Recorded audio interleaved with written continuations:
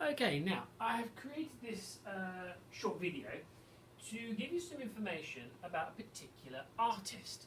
Now, in this case, we'll be looking at Inoni Hammersley. Now, she is quite a famous artist in her field, and she produces some very striking drawings. Now, each old term, so that's between now and Easter, we try and look at an artist at some point. So we look at an art form.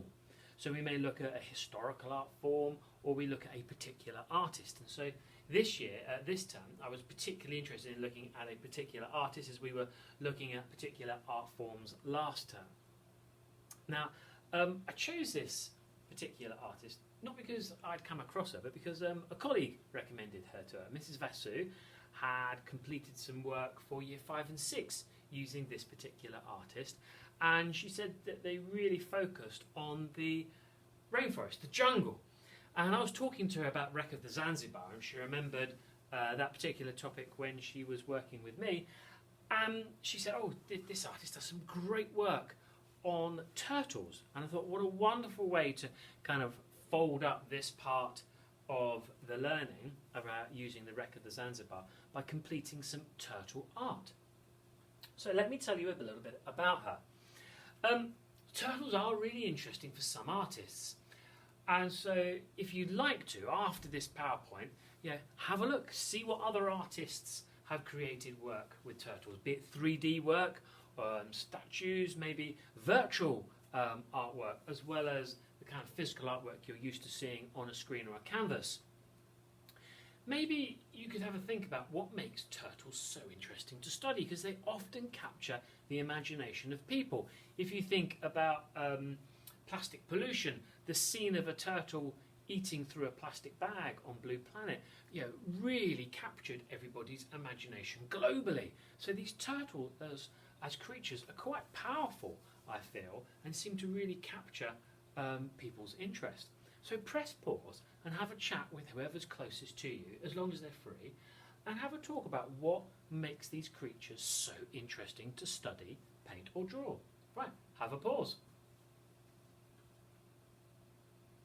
Now, here are some ideas.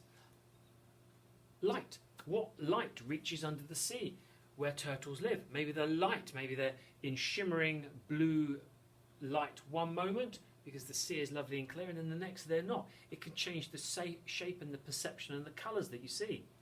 The shapes of turtles, I think, are quite amazing. Do they have straight lines or curved? What their faces look like? In Wreck of the Zanzibar, it was described as wrinkled and wizened like a 200-year-old man. But then others that you'd see look very, very different. So again, their appearance is very striking. Landscapes. How are turtles being affected by human activity and climate change? I've already mentioned Blue Planet. That would be one striking image. But then in a more natural image, they're quite amazing to watch and see.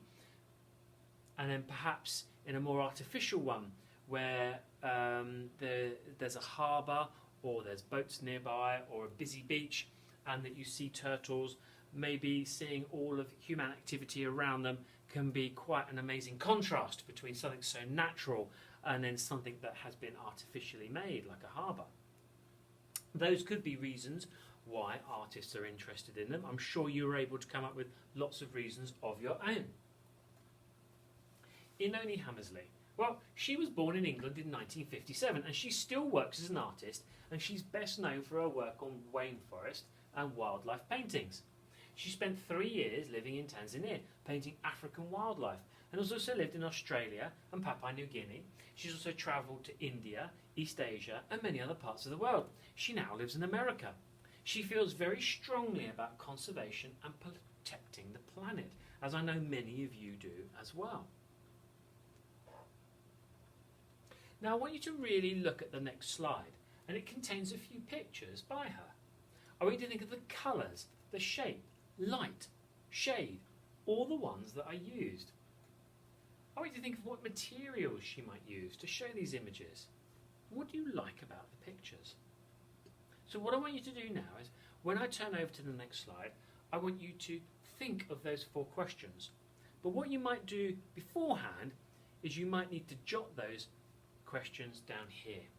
What do you think of the colours, the shapes, the light and shade? There's a few questions in one there. What materials do you think she uses? And what do you like about the pictures? Press pause now, jot those down so you're ready for the next slide.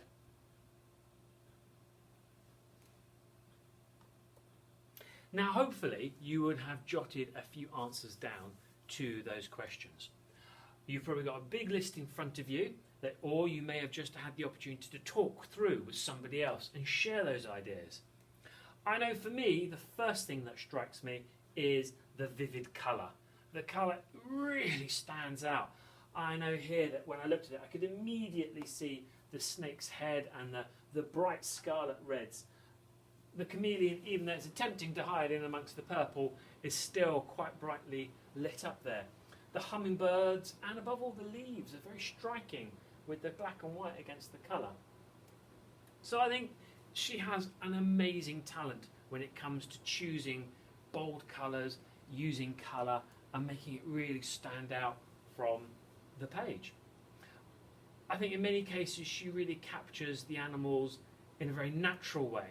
You know, the snake curled up, ready to strike. You know, the chameleon attempting to hide or maybe even spying its prey. You've got the hummingbirds in flight, and you've got the monkey in movement. All of those things really do portray the natural world. They do portray the bright colours that you come across in a jungle setting or a forest setting or a more natural environment. They certainly portray the animals in a very natural movements. Nothing's very stilted, nothing seems very false about it. It feels like they're free, and it feels like they're freely moving around this particular habitat, which I think is quite amazing. But I'm sure you've got plenty that you were able to discuss. Perhaps if you did a voice recording for me and let me know some of those, I'd love to hear them and have them shared with me. So, rather than looking at those creatures, we want to focus on the turtle, as the turtle was such an important part in the wreck of the Zanzibar. It was the figurehead on the ship. It was a large part of Laura's life when she found an injured one on the beach, which she saved. And according to Granny May, the saving of the turtle brought Billy back on the ship that had the turtle as its figurehead. So let's have a look at Hammersley's turtle art. Now again, that colour really stands out. I could almost imagine that being the turtle from the wreck of the Zanzibar through the blue waters of the Isles of Scilly. The movement as the flippers go up and through the water, and the different shades of water as the light catches it is quite amazing. And I feel here we've probably got quite a small turtle dashing through the waters, having just hatched out and quickly crawled down the beach away from the seagulls that were mentioned in the wreck of the Zanzibar and to the relative safety of the seas. So, your turtle picture. Well, if you're in school, then you might be able to use pastels or watercolours or coloured pencils to try and recreate a picture similar to this. You may not have those at home, so it would be possible to use whatever you do have. If you've got felt tips and colouring pencils, there's no reason why you can't choose the colours carefully and produce something as striking as this. It may be you need to focus on one particular image, so you may choose one from here or one from this slide. I would suggest that as an initial starting point, unless you feel really confident in your drawing skills to draw a turtle in your own way, I would choose one that would be quite easy for you to focus upon and then copy from one of these works of art. Think about your use of colour. Here you've got a dividing horizon line at the back with the sand here and then the sea behind, and the fish, no details on them, just the shape of the fish around the turtle, and all the detail of the turtle is on there. So the fish are almost not as important, but the turtle is then being highlighted. But you can see clearly there's the shadow underneath. The head's really clear. You've got a use of colour. You've got the yellows and the browns. nothing else in there. It's really focused to really enhance all those sort of extra scaled parts on the turtle. Down here, there's a lot more interest in the sea behind. It seems to swirl, it seems to be bubbling, it seems to be really moving around this perhaps small baby turtle. Maybe it's in the shallow parts with the waves moving around, so that would be quite swirling, that would be full of foam. And you can see there the flippers are really extended to get as much power behind it and away as possible. So this one seems quite an urgent one, but amongst all the different blues that you've got there, those kind of sort of colour choices are quite stark in comparison. So feel free to put it on pause, maybe expand the screen if you've got that capacity at home on your electronics to carefully draw one of these turtles. It might be that you're able to find one on the internet, and if you're lucky to be able to print one off, then you'll be able to print one off and maybe copy it and trace it through to start the outline of it. It will take time. Drawing the outline of a turtle is going to be really, really tricky. And there are going to be times when you feel like it's a bit too much and I can't do it. But what I would say is choose it step by step. Start with perhaps the general shape and gently sketch it out. Once you've got that general shape, perhaps go for the horizon line and then sketch out the flippers. By sketching something else, you've got the capacity to rub it out and they want to see your rubbings out. Okay, artists will do that. They won't draw the whole thing in fine detail straight away. They will sketch, add a bit more detail, add a bit more detail, add layers upon layers. So I'm always saying that in class, sketch out very lightly at first, be prepared to rub that out, go back over and add a bit more detail, add a bit more detail. And it's quite possible, if we were doing this in class, we may spend a whole afternoon drawing the turtle and then the next afternoon painting the turtle. And so we're looking at we've got 2 afternoons worth of work here to focus on that.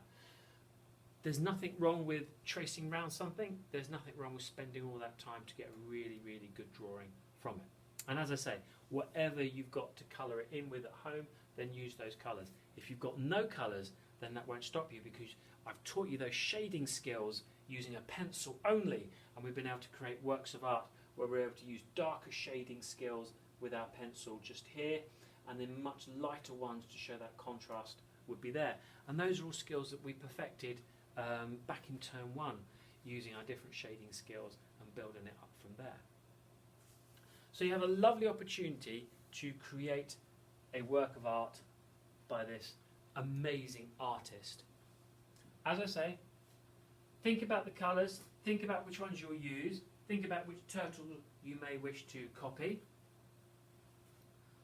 And then once you've done that, take your time over your piece of artwork, add those details little by little, and once you only feel completely happy with it, post me a picture.